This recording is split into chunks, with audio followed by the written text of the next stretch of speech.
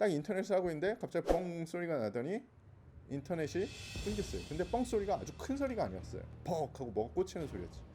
왜지? 왜 이러지? 그리고 밖으로 나갔더니 제가 있었던 그 건물에 뭔 파이프 같은 게 하나가 이렇게 꽂혀 있더라고요. 그게 만약에 로켓포가 터졌다 그러면은 제가 많이 다쳤거나 죽었을 수도 있겠죠.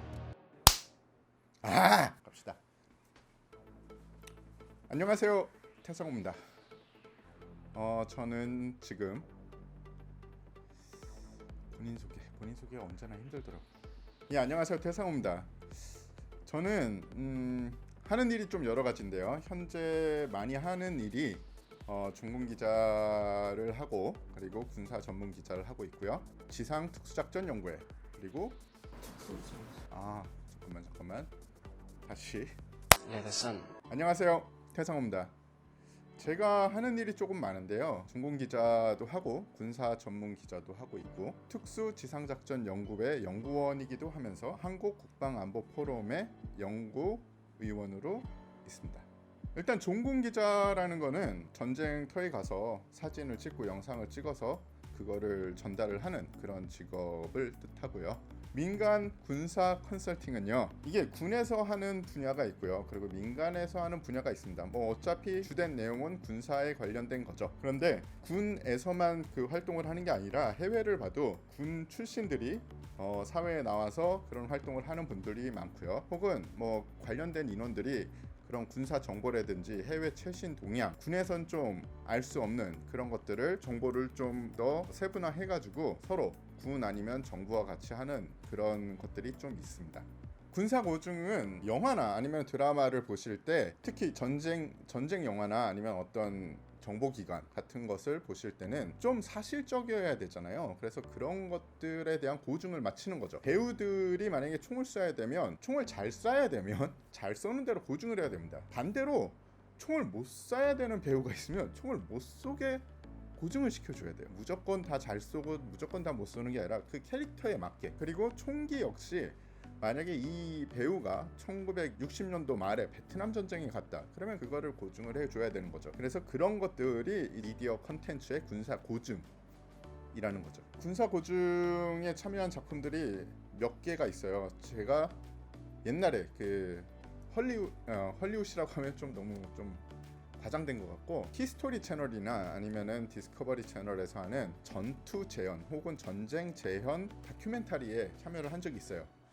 제 지인 중에 얼마 전에 개봉을 했던 영화 미드웨이의 군사 고증을 맡았던 할렌 그랜이라는 분이 계십니다. 그래서 그 할렌 그랜을 따라서 옛날에 그분의 보조로 이런 히스토리 채널이나 아니면은 디스커버리 채널 이런 데 했었죠. 그래서 그런 식으로 시작을 했다가 한국 영화나 아니면 드라마 같은 데에 이제 컨설팅을 하기 시작을 했고요. 제일 본격적으로 한 게 얼마 전에 상영이 됐던 베가본드, SBS 드라마 베가본드라는 곳에서 이 제대로 된 군사 컨설팅 일을 했었죠. 그리고 이제 아직 개봉은 안 했지만 유승환 감독님의 모가디슈라는 영화 이제 앞으로 개봉을 할 거고요. 나현 감독님의 야차라는 영화도 개봉을 할 거고요. 그런 것들을 몇 가지 하고 있습니다. 제가 군사 전문 기자 생활을 하다 보니까 전쟁에 관한 글을 쓰고 사진을 찍고 하는데, 문제는 전쟁에 가본 적이 없는 거예요. 속빈 강정 같은 그런 느낌이었다고 할까요? 그래서 전쟁을 언젠가 가봐야겠다라고 생각을 했어요. 그런데 2004년 정도에 독일 기자가 아프가니스탄에서 찍어온 이 사진과 그 기사를 보고 여기는 내가 가야겠다 그 생각을 하고 가게 됐죠. 종군 기자를 어떻게 하면 될 수 있는지 간단합니다. 그냥 여러분들이 언론사에 정상적으로 들어가서 종군 기자가 너무 하고 싶으시고요, 나는 돈을 많이 벌지 않겠다라는 생각만 있으시면 돼요. 그리고 언론사에 이제 종군을 하겠다라는 거를 인증을 받고, 그리고 그 인증을 가지고선 미군이나 아니면은 그 전쟁터에 있는 사령부에서 여러분들을 받아주면 그때부터 종군 활동을 할 수 있는데, 재미난 건요, 한국에서는 시험이 어렵다든지 외부적인 요인이 아니라 뽑질 않고요. 일단 종군 기자가 하기가 되게 힘들어요. 종군을 갔던 나라들은 생각보다 상당히 많습니다. 아프가니스탄을 시작으로 이라크는 몇 번을 갔고요. 그리고 이라크, 시리아 국경 지역도 갔고, 터키도 있었고요. 남수단, 파키스탄, 인도 국경 지역. 이거는 여러분들이 그건 왜 종군지야 그럴 텐데, 미국하고 멕시코 멕시코 국경에 마약 분쟁 지역도 있었어요. 제가 취재를 갔었을 때는 그때 한참 장벽을 세우고, 그 전에 장벽이 제대로 된 게 없었거든요. 그냥 동네 담 같은 거 하나 있었지. 제대로 된 장벽을 세우고 주 방위군하고 군 병력들이 출동을 해서 마약 카르텔들이 만들어 놓은 이 땅굴들을 파괴하거나 아니면 발견하는 그런 작전을 했었습니다. 이 질문 되게 많이 받거든요. 근데 희한하게 저도 이럴 줄 몰랐어요. 다이나믹했던 기억은 다 할 수 있을 줄 알았는데 알코올성 치매인지 아니면은 기억력이 점점 떨어지는지 전쟁터에서 있었던 일들이 다 기억나진 않아요. 제일 웃겼던 거는 이라크는 인터넷이 다 돼 있지 않거든요. 이라크에 인터넷 카페가 있어요. 뭐 부대 내에 다 있어요. 그래서 카페에서 하고 있는데 만약에 이 로켓포나 아니면은 박격포 혹은 뭐 비슷한 무기류의 공격이 그 지역에 오면 사이렌이 울려요. 그럼 사이렌이 울리면 이 방공호로 대피를 하라는 거예요. 근데 이게 한두 번이지 맨날 사이렌이 울리는데 우리 쪽에 떨어지는 적이 없잖아요. 그럼 사람이 이제 타성에 젖어요. 저한테 그날이 그날이었어요. 그럼 타성에 젖어서 인터넷 하고 있었어요. 뭐 어차피 몇 번을 듣고 몇 번을 방공호로 뛰어갔는데 아무 일이 없었거든요. 근데 그날 딱 인터넷을 하고 있는데 갑자기 뻥 소리가 나더니 인터넷이 끊겼어요. 근데 뻥 소리가 아주 큰 소리가 아니었어요. 퍽 하고 뭐가 꽂히는 소리였지. 왜 이러지? 그러고 밖으로 나갔더니 제가 있었던 그 건물에 뭔 파이프 같은 게 하나가 이렇게 꽂혀 있더라고요. 그게 만약에 로켓포가 터졌다 그러면은 제가 많이 다쳤거나 죽었을 수도 있겠죠. 파병지 중에 시설이 제일 좋은 데는 사실은 사이즈가 크면 클수록 좋습니다. 크기에 따라서 기지 크기에 따라서 미군들은 FOB이라고 하든지 그 Forwarding Operation Base가 전진기지라고 하든지 아니면은 COP 컴뱃 아웃포스트라고 하는데 컴뱃 아웃포스트는 사이즈가 작아요. 근데 이 FOB이라고 하는 거는 되게 커요.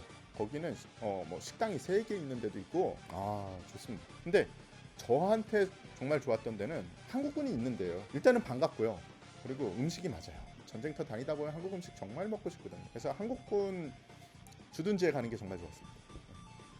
민간 군사 컨설팅은 여러 가지가 있어요.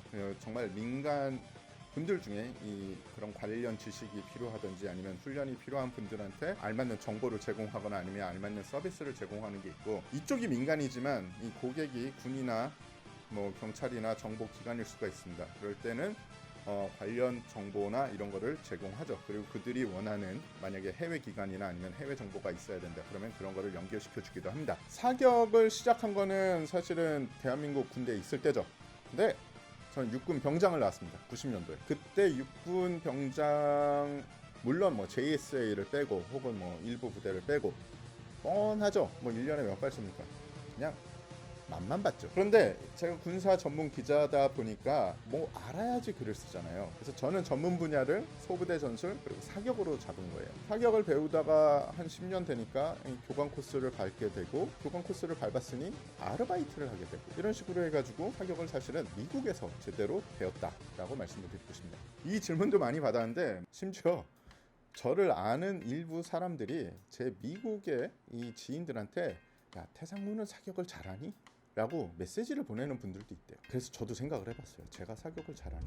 근데 이런 것 같아요. 저는 제 기준으로 보면 사격을 잘하지 못해요. 잘하고 싶으죠. 그런데 다른 사람 기준으로 보면 쌍욕을 먹을 정도로 못하진 않아요. 사격을 잘한다는 거는 기준마다 틀려요.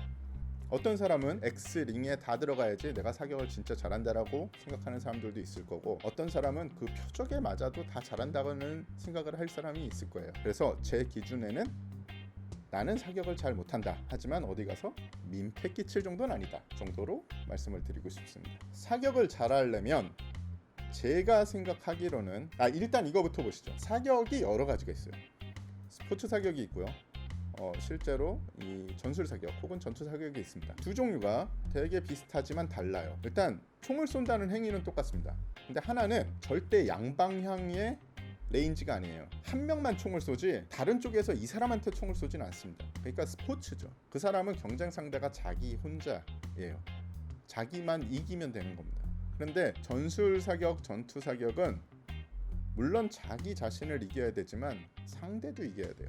그래서 되게 비슷하지만 다른 의미입니다. 일단은 저는 기준을 전투 사격, 전술 사격을 기준으로 말씀드릴게요. 사격을 잘하려면 기본에 충실해야 되고요. 그리고 침착해야 됩니다. 성향이 되게 빨리 달궈지는 사람들, 그러니까 막 급한 사람들은 사격을 잘하기 힘들 수도 있어요. 언제나 침착하고 원칙에 따라서 꾸준히 부드럽게 하는 사람들이 종국에는 사격을 잘해요. 있죠. 벌써 뭐 미디어 이런 데 많이 소개됐잖아요. 여러분들이 원하시는 사격이 방아쇠를 눌러서 탄이 나가는 그런 단순한 행동이면 일단은 권총 사격장은 되게 많아요. 소총 사격도 가능한 데가 있습니다. 경기도에 한 곳 있는 걸로 알고 있고, 그리고 제주도에도 한 곳 있어요. 그래서 총도 사격을 하실 수 있고요. 정말 여러분들이 너무 사격이 좋아, 나는 그냥 내 총으로 사격을 해보고 싶어, 그러면은 산탄총도 사실은 어느 요건을 갖추시면은 일정 기간 동안 사격을 하실 수가 있어요. 혹은 선수 등록을 하시면 22구경 권총까지 아마 이 사격을 하실 수 있을 거예요. 여러분들이 뭐 그런 사격 자체를 레포츠로 즐기신다, 많이 있습니다. 배틀그라운드 해봤죠. 제가 뭐 안 해봤겠어요. 배틀그라운드 아주 재미난 게임입니다. 근데 제 나이가 되면 노안이 와가지고요, 오래 하면은 머리가 어지러워요. 만약에 지금 이거 보시는 분들이 이 학교 다니시는 분들이면은 부모님 한번 시켜보세요. 오래 못하실 거예요. 비겁한 변명이. 만약에 이 질문이 외국의 특수부대원들은 이 다른 특성이 있습니까? 이런 질문이면 저는 그렇다고 말씀을 드릴 것 같아요. 근데 이 영화나 이런 콘텐츠에 사람들이 다 네이비실은 되게 막 몸매가 좋고 켈빈 클라인 모델이나 아니면은 뭐 서핑보드를 타는 뭐 캘리포니아의 뭐 비치보이즈 뭐 이렇다고 생각을 하시는데, 이 특수부대도 사실은 사람 사는 데예요.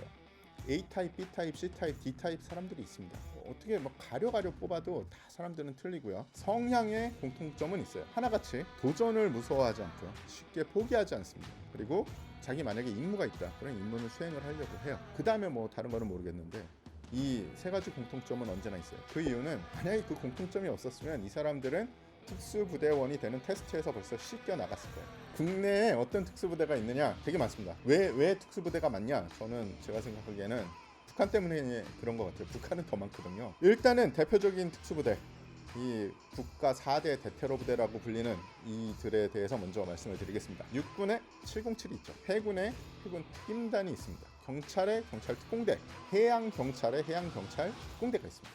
이 4개가 대한민국을 대표하는 국가 대표 특수부대고요. 그리고 나서 다른 부대들이 뭐 되게 많죠. 각 여단마다도 이제 정찰대, 옛날엔 정찰대라고 했는데 요새는 특임대라고 하죠. 특임대들이 있고,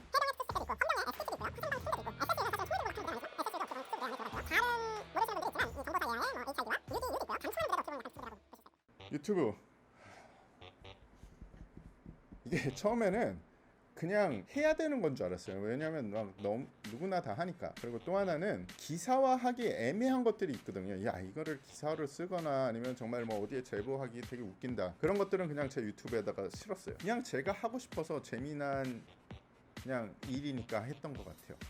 유튜브를 통해서 하고 싶은 것들은 사실은 뷰스가 많이 나와서 광고가 많이 들어오고 돈을 많이 번다, 좋습니다. 그걸 누가 싫어하겠어요. 근데 뭔가 이제 좀 영향력을 가졌으면 좋겠어요. 제가 제보를 가끔 받습니다. 군 장비나 아니면 경찰이나 기관 장비 같은 것에 문제가 있다, 혹은 시스템에 문제가 있다, 이런 제보를 받거든요. 되게 안타까워요.